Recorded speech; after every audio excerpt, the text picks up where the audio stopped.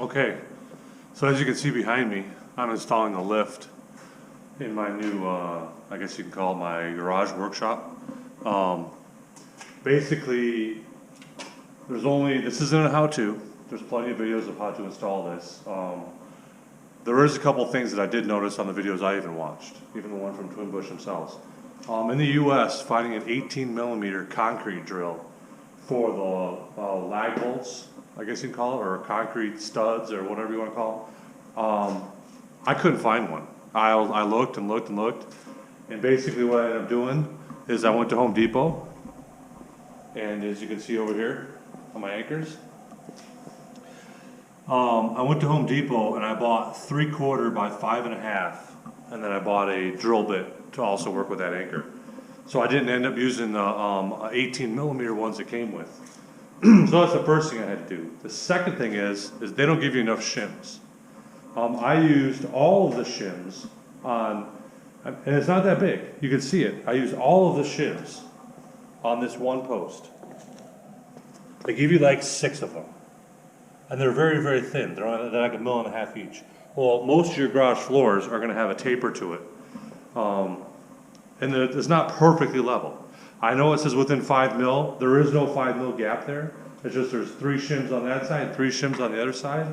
And then I think there's 1 or 2 shims in the middle. So I think maybe it gives you 8. Something like that.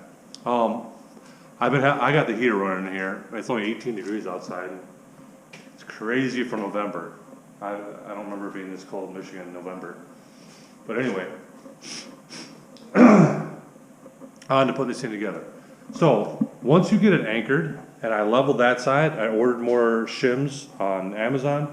I'll post a link in the comment or the description to where you can buy those shims. They're only like $13 for a package. So what I'm gonna do is I'll come back after the fact and I'll shim and level this one back out. But I'm getting this whole thing together and I'm gonna get it functioning, and then I'll go and level that post out. So the biggest thing is to make sure you're square and you use the plate in the middle as your guide to set the distance between them. And obviously make sure you're square and you're in your space where you want to be. This is 24 feet, so I have a lot of space to work with, so it's not that big of a deal. But I pushed it to 10 feet from that end. So that means I got 14 feet over here from center. Second thing is, make sure you install the locks, these locks, prior to doing anything else. Don't run your cables, don't do anything else. Install the locks first. Once your posts are anchored, install the locks. Then you can run your cables. It's pretty straightforward. So I've ran the cables. I've installed the hydraulic line that goes in between the two. I installed the hydraulic line that attaches up to there. And then I'm gonna go back to the instructions and see where I have to go to for now. I think I'm starting with the electrical portion of it, or maybe the control box or something like that. I'm gonna go back and look at the instructions. Another thing, this plate, the center plate that goes across there, they do not give you anchors for that.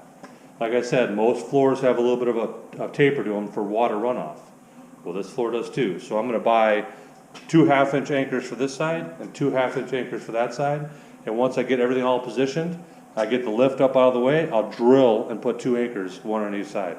I could probably get away with 1, maybe I'll just do kitty corner. But nah, I'm probably gonna do them all 4, just to hold it down. I'm not gonna drill super deep, I'll probably run with like a 3-inch anchor or something. All it's doing is holding it in place.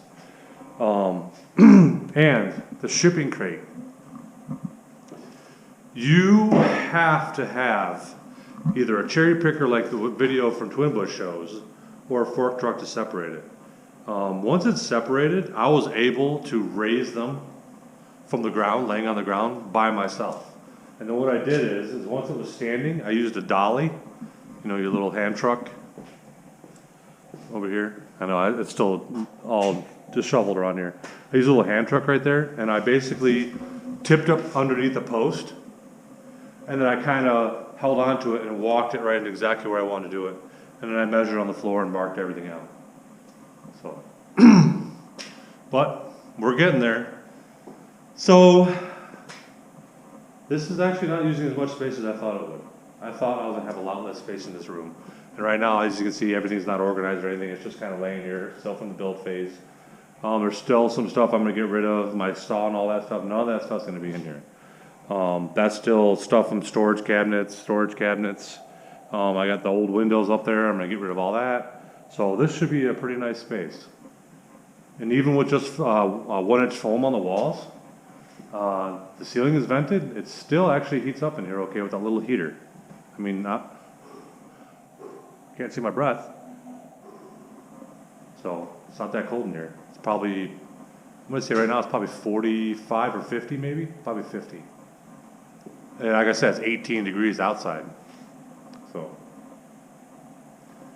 works pretty good. Let's tie it back and seal it up pretty well. These doors are R18 doors, so they're insulated pretty well. I mean, this is cold to the touch, but not too bad. All right. I have to go, I'm gonna go to Home Depot. They have hydraulic oil there, and I'm gonna buy the anchors. And I should have this thing moving up and down probably in the next 3 or 4 hours. And then the shims come in, I'll level it back out, and then it's ready for use. So, I'll end up trimming all those shims down there. They kind of stick out.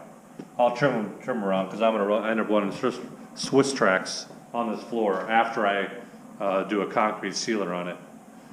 All the way around, just like I did with the front section of the garage. But, just an update, installing the twin Busch, I think it's called a Model 242, automatic, or E, I guess it's called, Twin 42E, or 242E. I got it from the Steps Garage store. The shipping, the price is exactly the same from Twin Busch, and I like to support Matt Moorman, so I just bought it from him.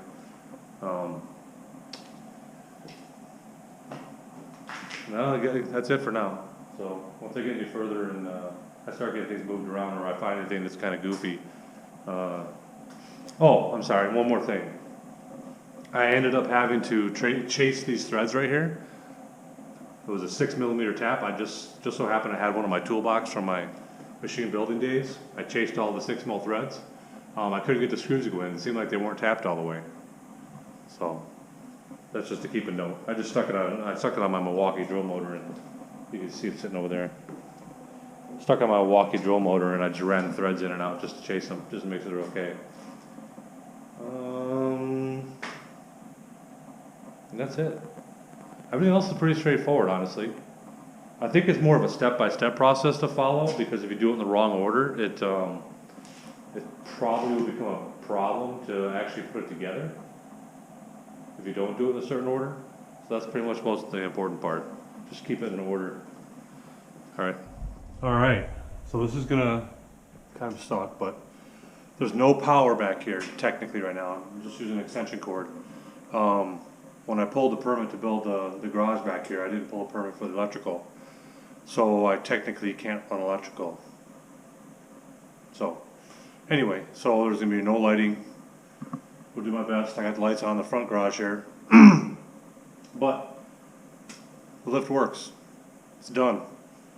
I'm gonna drill some anchors for the cross channel eventually, but not right now. It's getting late.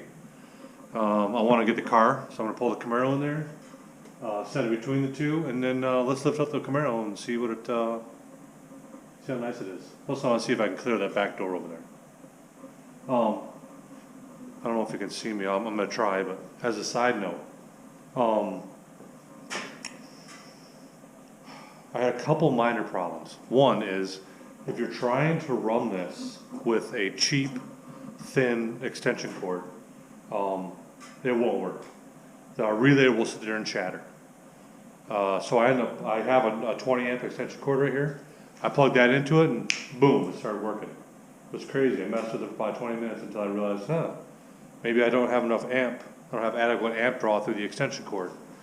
That was true. That's how it is. So when I eventually set this up, I'm going to hardwire it straight down from there. Maybe. Or maybe I'll run it on that side. I haven't decided. Maybe I'll run it from that side and go down through there, across here, and then back up into the power box. Maybe that's what I'll do. That'll be a much cleaner install if I do it that way. But then I'll have to drill a hole somewhere over there or come out the top on that side. Otherwise, I'm going to have a long drop right here. It might not be that bad. I could probably just run over to the garage bracket up there and then tie it, wrap it to there and then plug in up there. That probably won't be so bad. Well, I'm gonna get this lift in here. We're gonna lift it up and see how close it is to the bottom of this door. And I've never set one of these up, so it's gonna be quite fun. So let me do that, and once I get it all set, I'll start recording again. All right, and there you go. A full install. Better half of maybe a full day. I did half yesterday and half today. There it is behind me, and it clears.